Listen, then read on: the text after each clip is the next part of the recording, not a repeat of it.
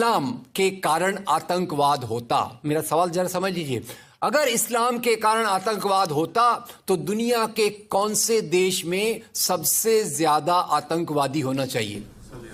Indonesia में। Saudi Arabia बहुत छोटा है, पता नहीं हमारे बंबई के बराबर भी है कि नहीं। सऊदी अरेबिया बहुत छोटा है, सबसे ज्यादा आतंकवाद होना चाहिए इंडोनेशिया में, दुनिया का सबसे बड़ा मुस्लिम देश, वहां इस प्रकार का आतंकवाद नहीं है। नंबर 2, वो एरिया देखिए, अभी सवाल आपको बताया गया उसको याद रखिएगा।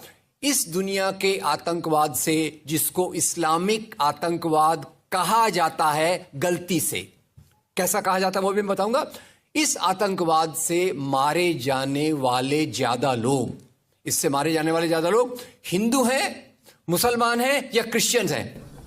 मुस्लिम हैं। इस्लाम के नाम पे आतंकवाद है, सबसे ज्यादा कौन मारा जाता है? मुस्लिम। अब तीसरी बात का ख्याल कीजिए, किस एरिया में इसका लोकेशन है? This terrorism is located in which area? तो उस एरिया की मैं 3 आपको बातें बताता हूं। उस एरिया में, जिसको मैं वेस्ट एशिया कहता हूं, पश्चिम एशिया में 3 चीजें हैं। नंबर 1, वहां रहने वालों में मुसलमान ज्यादा है, यस नो? उसी एरिया में आतंकवाद ज्यादा है, उसी एरिया में तेल का खजाना है। तो आतंकवाद तेल के कारण है कि इस्लाम के कारण है? तेल के कारण है। और तेल का कब्जा कौन करना चाहता है? तेल का कब्जा वो ताकत करना चाहती है जो वॉशिंगटन में बैठे हुई पूरी दुनिया को नचाते रहती है। काम करने वाला कोई और गुनाहगार कोई और बनाया गया। अब ये आया कैसे? तो आपको बता दूं कि ये अल कायदा के जो मदरसे, अब मदरसा अपने आप में खतरनाक शब्द उसमें कर देते हैं, कुछ मदरसों में इस आतंकवाद की ट्रेनिंग दी गई। इस्लाम के कारण गलत। ये जो मदरसों में आतंकवाद की ट्रेनिंग दी गई, उसके पीछे भी जो हाथ था, 2 चीजों का था। सबसे बड़ा हाथ था अमेरिका का। अमेरिका ने $8,000 मिलियन, 7,000 टन हथियार दिए अल कायदा को। उनका ब्रेन वॉश किया गया।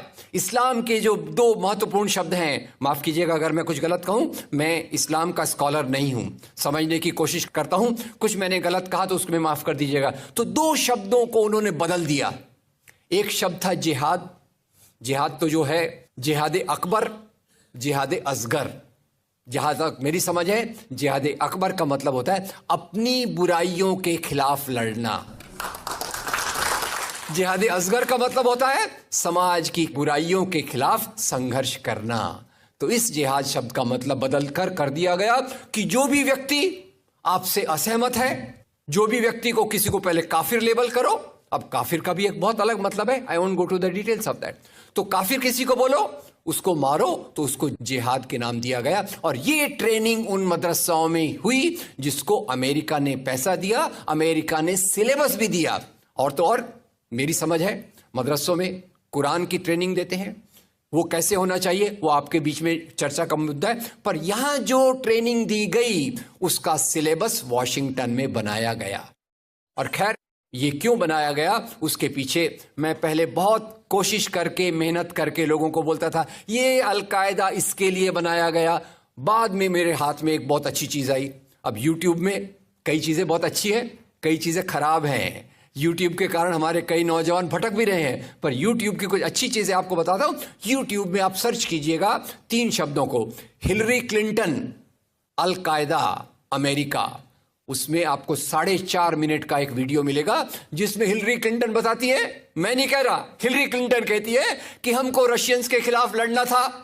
हमारी फौजें जो वियतनाम से एकदम डिमोरलाइज होकर आई थी वो तैयार नहीं थी, तो इन एशिया के मुसलमानों के नौजवानों के कंधे पर रखकर हमने अपनी बंदूक चलाई। हमने अल कायदा खड़ा किया, हमारा काम हो गया, हम अपने हाथ धो लिए और हम अपने वापस आ गए। तो यानी हमने कैंसर के बीज डाल दिए, हम तो अपने देश में सुरक्षित हैं। उसका जो नतीजा भुगतना हो वो एशिया के लोग भुगते, वेस्ट एशिया के लोग भुगते। और उसी के साथ 9/11 के बाद, उसी के साथ अमेरिकन मीडिया ने एक सबसे खराब काम किया, the most anti human act in the history of Mankind. मैं पूरी जिम्मेदारी से ये शब्द कह रहा हूं। क्या किया था अमेरिकन मीडिया ने? अमेरिकन मीडिया ने धर्म को आतंकवाद से जोड़ दिया। मजहब जो मोहब्बत सिखाता है, मजहब जो इंसान को इंसान बनना सिखाता है, उस मजहब के साथ इन्होंने आतंकवाद को जोड़ दिया और एक शब्द बनाया पहली बार, इस्लामिक टेररिज्म। याद रखिए, दुनिया में आतंकवाद पहले भी हुआ है। याद रखिए आयरिश रिपब्लिकन आर्मी, याद रखिए खालिस्तान, याद रखिए नाथुराम गोडसे, याद रखिए इंदिरा गांधी का हत्यारा, याद रखिए राजीव गांधी का हत्यारा। आतंकवाद पहले भी हुए हैं, पर कभी भी मजहब को आतंकवाद के साथ नहीं जोड़ा गया। तो मैं मानता हूं अमेरिकन मीडिया ने अगर सबसे गंदा, सबसे एंटी ह्यूमन काम किया है तो इस जुमले का बनाना, जिसको कहते हैं इस्लामिक टेररिज्म। अब इसके पीछे इस्लाम का कोई हाथ नहीं। जिहाद शब्द का मतलब बदल दिया गया और काफिर शब्द का मतलब बदल दिया गया। यहां से ब्रेन वॉश की एक प्रोसेस चालू हुई और इसी को मैं कहता हूं, ये प्रोसेस जो चालू की, ये प्रक्रिया एक कैंसर होती है। मेरा थोड़ा मेडिकल बैकग्राउंड है, मैं जानता हूं कैंसर शुरुआत में होता है, आपने ट्रीट कर लिया तो ठीक है, जब वो फाइनल स्टेज में जाता है तो पूरी दुनिया की बर्बादी करने पे तुल जाता है। और वही बात अलकायदा के साथ हुई। अलकायदा के बाद मामला वहीं खत्म नहीं होता। तेल की प्यास, तेल की भूख बहुत बड़ी है। आप जानते हैं भारत 200 साल तक गुलाम रहा इंग्लैंड का। काहे के लिए गुलाम था? क्योंकि उनको यहां का कच्चा माल लूट कर ले जाना था। After colonialism there is imperialism, और ये इंपीरियलिज्म चाहता है दुनिया के रॉ मटेरियल्स, दुनिया के रिसोर्सेस को लूटकर अपनी समृद्धि को, अपनी प्रॉस्पेरिटी को बढ़ाया जाए। और उसी के चलते उन्होंने एक और काम किया, और वो काम था इराक पे हमला। अभी ब्रेक्सिट, अभी वो कौन सी रिपोर्ट आई है, मैं नाम भूल गया उसका, जिसमें ब्रिटेन के प्रधानमंत्री जो थे उनको एक गिल्टी करार हो रहा है। वो रिपोर्ट में पहले उन्होंने तय कर लिया कि हमको इराक पे हमला करना है, बाद में आर्ग्यूमेंट ढूंढते रहे कि भाई कौन सी बात पे हम इराक पे हमला करें। तो बोले अरे इराक के पास तो वेपन्स ऑफ मास डिस्ट्रक्शन है। उस बात पे लंबी बहस चली और यूनाइटेड नेशंस, जिसको अमेरिका ने अपने जेब में रख लिया है, उसके सहारे से उन्होंने इराक पे हमला किया। और वो इराक पे हमले के कारण जो वहां की आर्मी स्ट्रक्चर था, जो फौज का स्ट्रक्चर था, वो डिस्टर्ब हो गया। एक तरफ से वो डिस्टर्ब हो गया, दूसरी तरफ से अल कायदा की आइडियोलॉजी आई और इन दोनों को मिलाकर आईएस बना।